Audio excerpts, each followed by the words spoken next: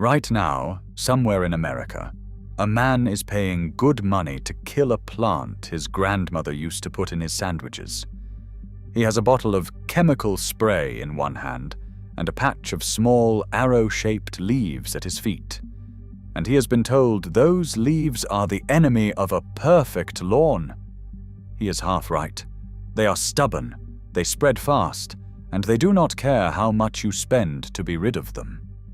What he does not know is that the same little green he is about to poison was once steeped into the most secretive tea in North America, carried out of a Canadian clinic under guard, and argued over by cancer researchers for the better part of a century.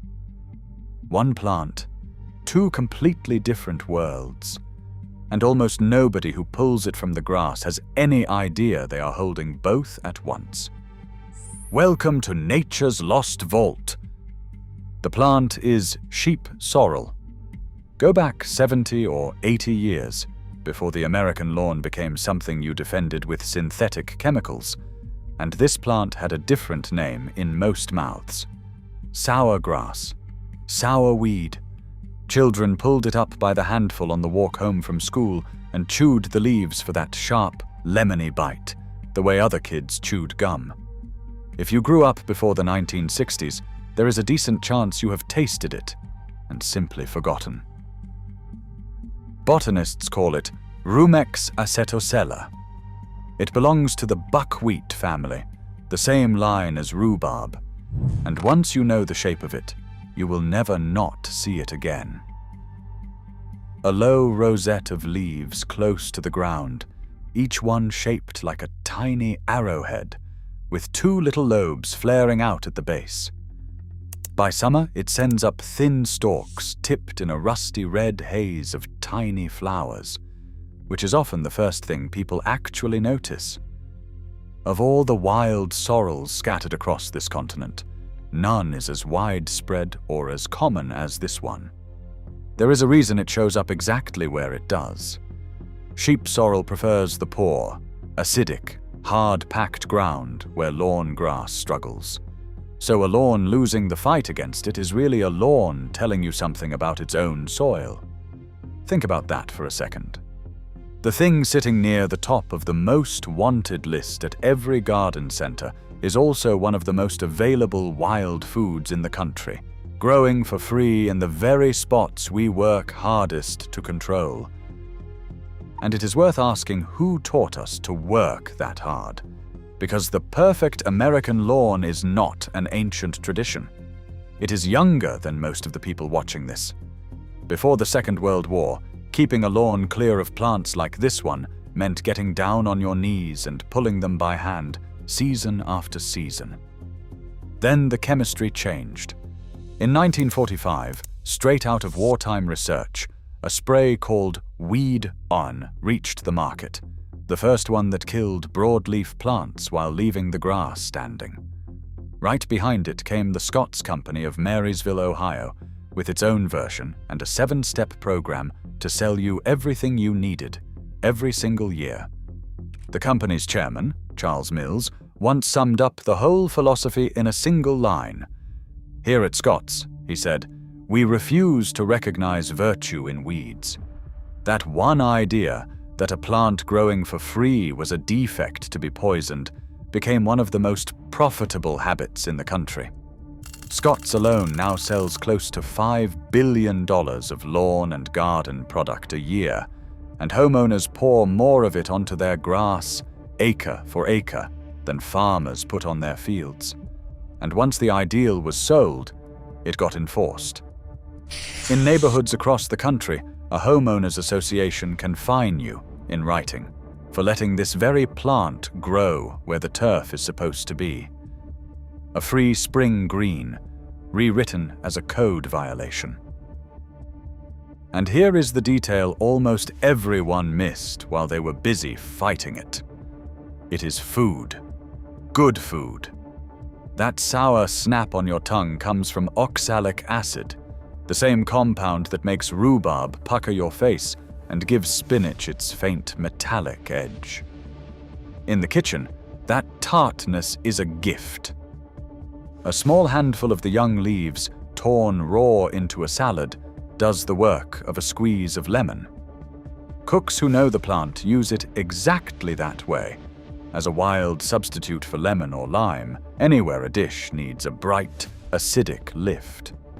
You can wilt a few leaves into a spring soup, fold them through scrambled eggs, or stir them into a pan of greens in the last seconds before you pull it off the heat.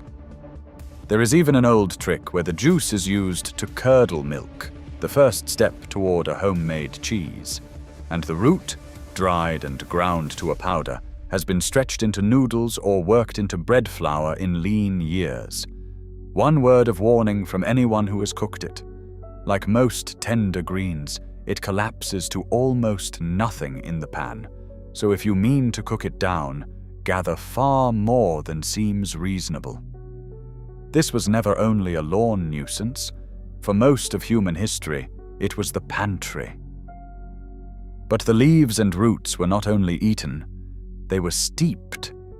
Long before anyone owned a kettle that whistled, sheep sorrel went into the pot as a plain infusion.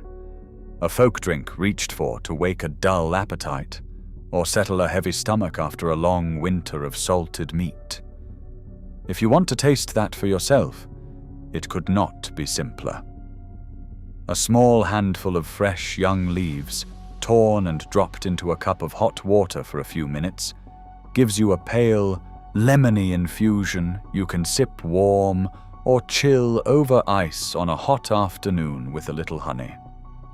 Some people skip the heat entirely and steep the leaves in cold water in the refrigerator overnight, which keeps the color brighter and the flavor softer. It will not taste like anything off a grocery shelf. It tastes like a lemon that grew wild. And that humble cup is where the story takes its strangest turn, the part most people have never heard. In the 1920s, a Canadian nurse named Renée Case came into a 4-herb recipe, an old remedy, she said, traced back to a patient who had learned it from Ojibwe healers. She called the blend Essiac, which is simply her own last name spelled backward. Sheep sorrel was one of the 4 herbs at its heart. For decades, out of a small clinic in the town of Bracebridge, Ontario, Case brewed that tea and gave it to people who had run out of other options, mostly free of charge. She spent years pushing the authorities to take her seriously, testifying, petitioning, keeping her doors open under official pressure, convinced she was sitting on something the medical world was too proud to examine. A legend grew up around her and her tea. Here is where the quiet truth matters more than the loud legend. When researchers finally put Essiac to the test, it did not hold up. Memorial Sloan Kettering Cancer Center in New York ran experiment after experiment through the 1970s and 80s and found no anti-cancer activity.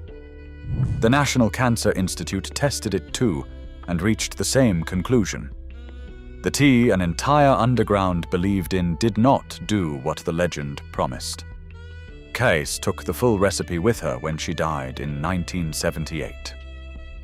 To this day, the major cancer centers are clear that there is no evidence it treats the disease, and that no one facing it should lean on a wild tea in place of real medical care.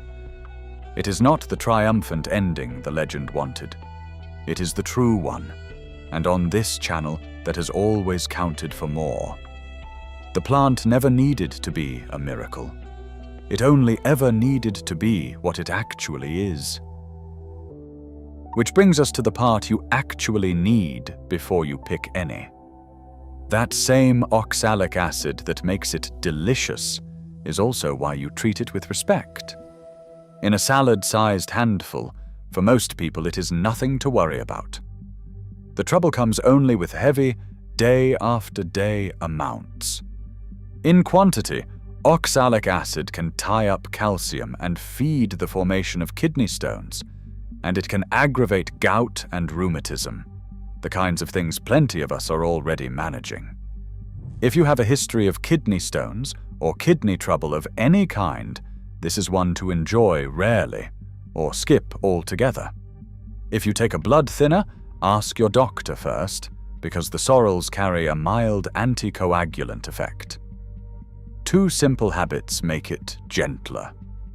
Cook the leaves and pour off the water, which carries away a good share of the acid. And eat it alongside something rich in calcium, a little cheese or yogurt, which keeps your body from absorbing as much. The signs of too much are hard to miss. A tingling tongue, a bad headache, a sudden wave of nausea. And given everything we just covered, one more rule that should go without saying but does not. Never harvest from a lawn or a roadside that has been sprayed or treated. The same chemicals this plant shrugs off so easily are not something you want to carry home to your kitchen. Pick from clean, untreated ground, you know. And one last identification note that matters more than any recipe. Sheep sorrel is not wood sorrel, the little clover-shaped plant people confuse it with. Learn the arrowhead leaf and never eat anything you cannot name with total certainty. So the next time you see a man out on his lawn, spray bottle in hand, going to war with a patch of small arrow-shaped leaves, you will know what he does not. That he is standing over a free spring salad, a wild lemon, a curdling agent for cheese, and the strangest cup of tea on the continent, all in the same stubborn little plant his grandmother knew by heart. If this vault changed how you see the plants in your own yard, subscribe and stay with me. There are far more of them out there than anyone wants to admit, and the next vault opens soon.